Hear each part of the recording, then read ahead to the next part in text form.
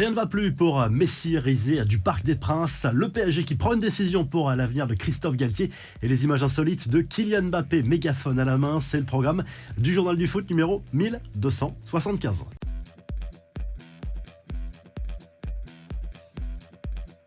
La descente aux enfers continue pour le PSG en Ligue 1. Le club parisien a encore perdu à domicile au Parc des Princes dimanche soir en clôture de la 29e journée de Ligue 1, cette fois contre l'Olympique lyonnais 1-0.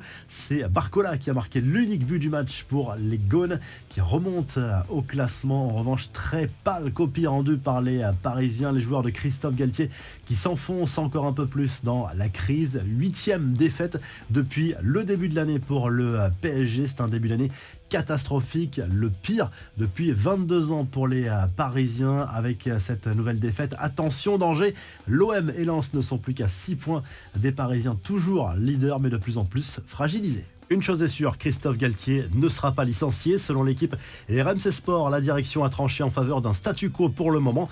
Même si la situation est très tendue en interne, le principal intéressé a tenté de sonner la révolte en conférence de presse. Mais le message va-t-il vraiment passer? Peut-il encore passer?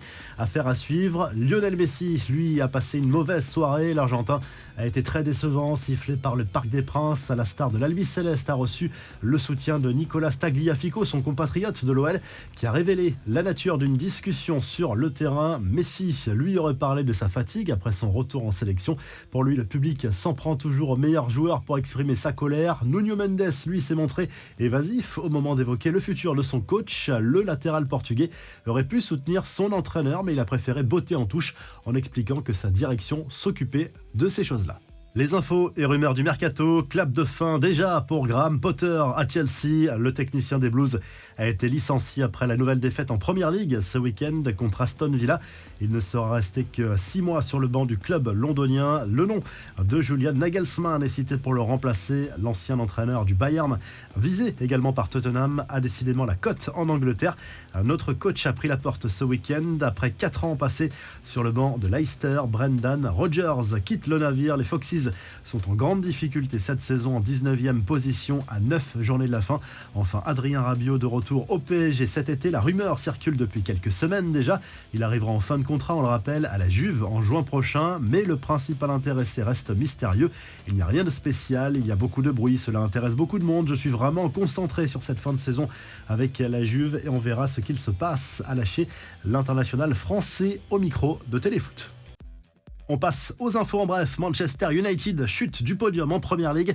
Les Red Devils ont perdu sur la pelouse de Newcastle ce dimanche 2-0. Les Magpies prennent la 3e place et confirment leur ambition d'aller chercher un billet en Ligue des Champions. Enfin, cette image insolite de Kylian Mbappé qui a rendu visite à l'un des principaux groupes du collectif Ultra Paris, la Cassos Team, ce week-end. Le groupe fêtait ses 15 ans. L'attaquant parisien a pris un mégaphone pour s'exprimer devant les supporters, reconnaissant notamment que les résultats de cette saison ne correspondait pas aux attentes et qu'il y avait des choses à améliorer aussi dans l'état d'esprit.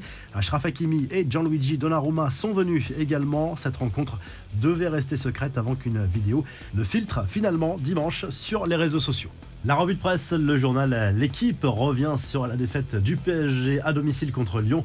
Dimanche soir en Ligue 1, Paris ne répond plus. Titre le quotidien sportif. Rien ne va plus pour les Parisiens depuis quelques semaines, complètement déstabilisés depuis l'élimination, notamment en Ligue des Champions. Attention, danger sur cette fin de saison pour les Parisiens qui peuvent tout perdre. Du côté de l'Espagne, le journal AS place bien évidemment Karim Benzema en une ce lundi au lendemain de son triplé en 7 minutes en Liga contre Valladolid. Succès 6-0 du Real Madrid dans cette rencontre. Les merengues qui doivent désormais se concentrer sur leur demi-finale retour de Coupe du Roi. Ce sera mercredi soir au Camp Nou. Les Madrilènes qui avaient perdu le match aller 1-0 à Bernabeu. Et du côté de l'Italie, le Corriere dello Sport salue le carton de l'AC Milan.